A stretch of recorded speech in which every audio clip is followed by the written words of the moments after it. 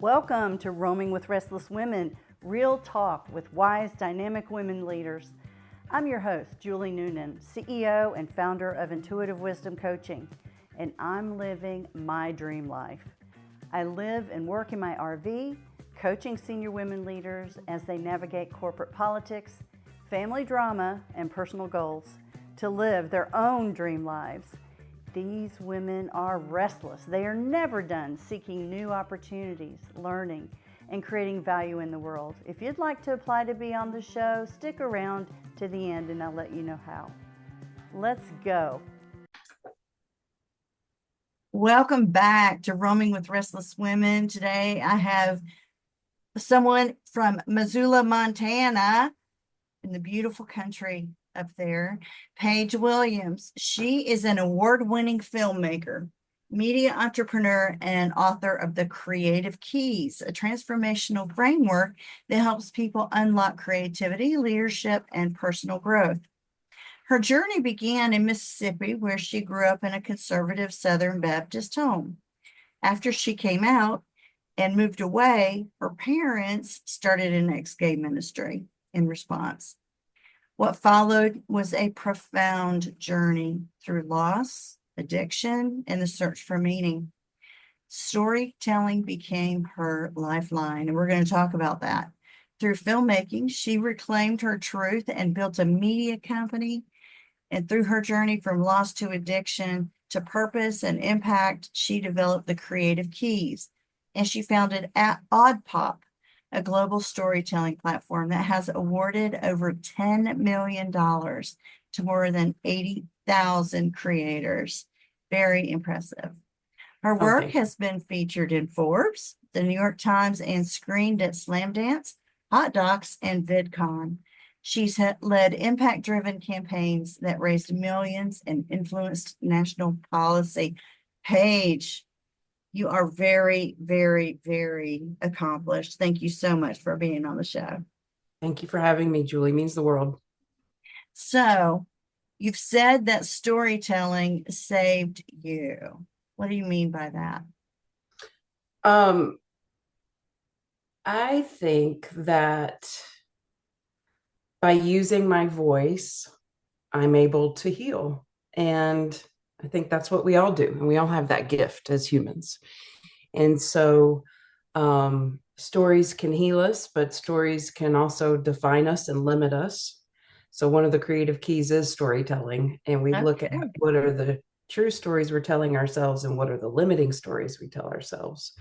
But in my case, I found that whenever I use my voice, I feel more connected and healed. And I have to use my voice or I get sick. And so I've just always done that. I've always been a storyteller. You know, storytelling was important from sitting around my grandmother's table. We called her Big Mama, to my table at my home that I grew up with. And even now with my own kids, it's just really important. And then also just visually telling stories and filmmaking. And then I created a platform to help other storytellers tell their stories and get those out. So that's what I mean by it. Very cool. So tell me, how did you discover that storytelling was healing for you? I think it came after my first documentary, Mississippi Queen. So I went home to tell the story of my parents at night after I had graduated from with a grad degree in film from University of Montana. And that film was called Mississippi Queen. And it was about our relationship and how we stay with people we love, even if we fundamentally disagree about important things. Like God didn't make you this way versus absolutely, and God is love. And so my relationship with my parents was pretty strained, as you can imagine, with 3,000 miles between us and them running this ministry. And then by sitting down and asking them the hard questions, all three of us healed. And in that time, I had a child, and that was healing. And by the end of the film, it was shot over 2 summers. The last shot is my mother, and she's swinging on her front porch swing, and the sun is setting, and the ferns are blowing. And she said, "You know what? Let's just let God be God, and I'll just be your mom." And that changed our life and our relationship. And that film went on to screen at hundreds of film festivals and win awards. And every time I heard her say that, it did something inside me, and it did something to the audience. And so that was really powerful. And that's when I realized, like, oh, it's not just about the process of telling stories and getting a camera and recording audio. You can actually change hearts and minds. And so that really started my official career in storytelling. Very cool. So have you been filmmaking ever since? I have. I went on and did some short films in Haiti and told those stories. And then I told a story called From Place to Place with my friend Matt about kids who age out of foster care and what happens to them when the government leaves and they turn 18. And then these two kids from young adults from Montana got to go to Capitol Hill and testify. And their testimony led to the biggest piece of child welfare reform in the last 50 years. And they're considered the grandparents of that legislation. And so that was another example of storytelling, healing, and making change. And so then I decided to start Odd Pop, which is a video platform that's kind of like YouTube and a film festival mixed together. Oh, And so cool. then I started running a tech company, and I Googled how to start a tech company because I was a filmmaker and been doing that for 12 years. And in that 12 years, I've made a couple of films, but really just focused on the tech company. And now that cycle is changing, and the creative keys came to me. And so now I'm doing this work of coaching and leading startup founders and entrepreneurs and executives through the wisdom I've gained of the healing and storytelling. That's amazing. So you're bringing the behind the scenes, not the actual tech knowledge in your coaching, or is it a combination? Well, I've learned a lot by doing a tech company. So I certainly have a lot of experience I share, but it's more about inner transformation. I got sober about 14 years ago, and I went through a big spiritual transformation again at that point. And then since then, in running the tech company, I've learned a lot. So it's a mix between, like, here's some things we can do to help our companies grow and scale. But what the most important work is inner work. And so the creative Exactly. keys focuses on the inner work so that we can get clarity and courage and alignment and grow and scale companies we're actually meant to grow and scale. So tell me about the creative keys. Tell me about several of them. And what do you see in your coaching clients when they come to you? Where do you see the biggest struggles that Mm, those keys help with? that's beautiful. So there are 12 keys, and I say that key zero is the bottom, or like the indecision and the I'm tired of being indecisive, Yes. or something has to change. It's that thing that's like, okay, I'm finally admitting to myself that something has to change. And so key Yes. one is willingness. And so we have to be willing to change before we can change. Of And then course. when we feel that, I don't know about you, but when I finally become willing, I feel hope. And that's key two. And then I feel courage, which is key three, to actually do something about it. And then key four, we get into surrender, because whenever I become willing and I have some courage and some hope, there's something I have to give up. There's something that wasn't working. And so I have to look at, what am I willing to surrender and give up? And that's when we That's the get to key. hardest one, I would imagine. It is, although here comes some more. Oh boy. Okay. More hard work. I love it. Let's go. It's deep work. Hmm. So the next one is storytelling, because Mm. there's some stories I've been telling myself that limit me. I am this. I am the daughter of this. I come from this. This is my old self. And so generally when I look at those stories and I decide, like, what stories am I telling myself that are limiting me, then I have to come to key six, which is trust and release, that I can let go of those old stories and have a new identity, and it's going to be safe and I'm going to be okay. And that's when we get to key seven, which is honesty. Like, once I've said, okay, these are the stories, I'm trusting and releasing them, then I have to get honest about, okay, who am I now? knowing this information. And then that leads us to key 8, which is shedding. And so, Mm. okay, I've identified these stories. I trust that I'm going to be okay if I let them go.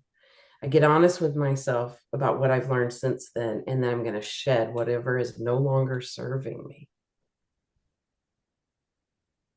So we've sacrificed, we've released, and now we've shed. So you pretty much, have three different areas or three different points in time where you are making the decision to get rid of something or to That's right. release something. Because something's holding me back in order to get what it is that my soul is Yeah. calling for me, that seed that says, please answer this calling. And even though, I call that seed courage, and right next to it is fear, and that's okay. Courage doesn't mean no fear, it just means moving anyway, right? Yes. And then after we That's shed, we get to beautiful. key 9, which is trusting intuition, because by then, like, our soul is pretty quiet and it's time to go within and to listen. What are the next steps? Because we know we already have this inner knowing, it's just clearing it out. And then from that knowing comes key 10, which is beautiful, which is taking aligned action. So we now know a few things and we know what we're supposed to do. And we do key 10 of taking aligned action because of key 11, which is love and service. Mhm. Because ultimately that calling it always ends up being because of love and service to ourselves and to one another. And then the final key is key 12, and that's the gift that we get of awakening by following the call. So it's all intuitive, like we all know this. That's just the framework that I've created in order to like really get, and this is what the women get in my coaching, is clarity, Yes. courage, and taking aligned action, and how we get there. That's the framework I use. That's beautiful. I think I'm also an executive coach for women. And one of the things that um, my framework, which is called RIDE, Oh, tell me everything. does Yeah, is reflect and then imagine and then decide and then execute. beautiful. Yeah. So, Love it. and the reason why I think a lot of us coaches or people who have been through some experience that have called us to this to help the service, love and service, um, a lot of it comes from that having to go through it and learn and trying. I don't know about you, but I tried to jump right to action. Yes, always. I skip steps 0 through 9 and go right Me to too. action. Exactly. And I think having a framework like, the creative keys or the ride, or all coaches pretty much have Yeah. something like this to help slow people down, help them start to learn things about themselves, start to get rid of things that are not serving them, as you said. A lot of times at the beginning of a coaching, it's all up here and it's going around and around, and they can't do it themselves. That's the key. So tell me about how your addiction journey you mentioned Yeah. um, helped you build these keys and helped you realize your own need to let go of things. I think for me, my experience is that I realized alcohol was no longer working for me. It was creating a lot of damage, and I became willing to stop. And so I did that. And then I had to go through a spiritual process of healing in order to stay stopped. And there are ways to do that that people can find if they're interested. I'm not going to talk about that. But what I learned in that spiritual journey really changed me from the inside out. And I started Odd Pop about a year and a half after I quit drinking. And and so I was already on that spiritual journey, and I think of Odd Pop as a spiritual journey and like early sobriety, and then 12 years of like figuring stuff out while staying sober, and like being a female founder, LGBTQ in tech in Montana is no easy task. It is pushing a Honey, huge I live in Florida. boulder up a hill, a mountain. And so, like, staying sober through all that was a journey in and of itself, because I had to find other solutions to my discomfort. And And so that's a part of the creative keys, and like going through this process with my full mind and body present. And that's been quite a journey. Oh, I'm sure. This episode is sponsored by me. So, as a special gift to you, our listeners, I offer a free one-on-one 15-minute breakthrough session. Bring a problem and experience how coaching works to see if it could be of value to you. Sign up for an available time on my website, intuitivewisdomcoach.com. Today, given the situation we have in the country today, at least in the United States, and so many more divisive things are happening in my mind. I mean, my experience is as an intuitive, and I'm sure you're an intuitive as well, being a storyteller. It has been rough to feel this pressure and the pain of people during this time. And I know pain precedes growth, but when you're in it, what can you do to maintain your equilibrium and make sure that you're not allowing those things to poison you where you are right now in your growth journey? Yeah, that's such a good question. I don't believe in putting our head under a rock and just waiting for it to go away. However, I have to understand that there are some things I can control and many things I cannot. And the only thing I can control is myself. And that societal transformation happens with each of us from the inside out. And so the only thing I can control beyond voting and giving my money to things I believe in and being of service in that way is loving myself and following what I am being called to do. And as long as I am deep in that key of 11 of doing love and service, then the things I can't control are easier to let go of, because I am doing the things I can and taking aligned action, which is really just answering the call of my heart and my soul. Right. And I so think it quiets the noise. it does. So it's been difficult. I'm sure it It has been is, for and you it's as hard to well. carry it for others, and that's what we're called to do. And Yeah. it's a beautiful calling and gift. And I think, one of the things I was talking about, the struggle to decide to be a coach or whatever I was going to call it, right? I was just Yeah. like, what do you call this? One of the things that made it easier for me was like, well, you're here to help a few women. So I can do that. Like I do Yeah. that all the time. Like that's easy. And we can call that whatever we need, but that's within my control and my calling. And Mhm. so when I'm doing things like this and talking to you or talking to the ladies I help, like I feel centered and joyful, even in a noisy, unjoyful time. And I know that again, I'm not negating anyone's pain. There's a lot of pain going on right now, but it's my salve. Mhm. It's my ointment. Yeah. Yeah, me too. That's the only reason why I do this podcast, is to gather the wisdom of women, because I do believe that women have the key to helping peace and acceptance and love really thrive in this world. I really do. I think they have the key. Yeah. Yeah, but that's just me. And me. I agree. All right, good. Oh boy.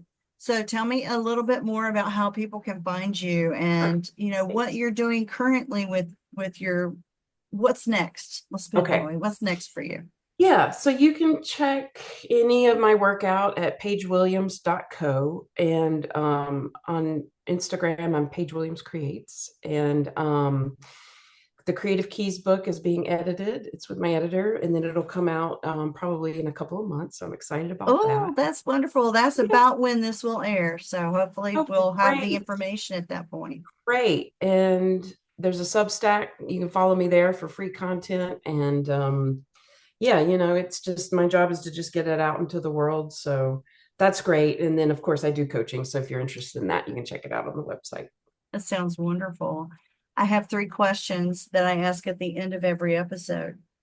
Let's do it. Before that, though, I want to give you an opportunity to share any words of wisdom you want to make sure get on this podcast. Mm.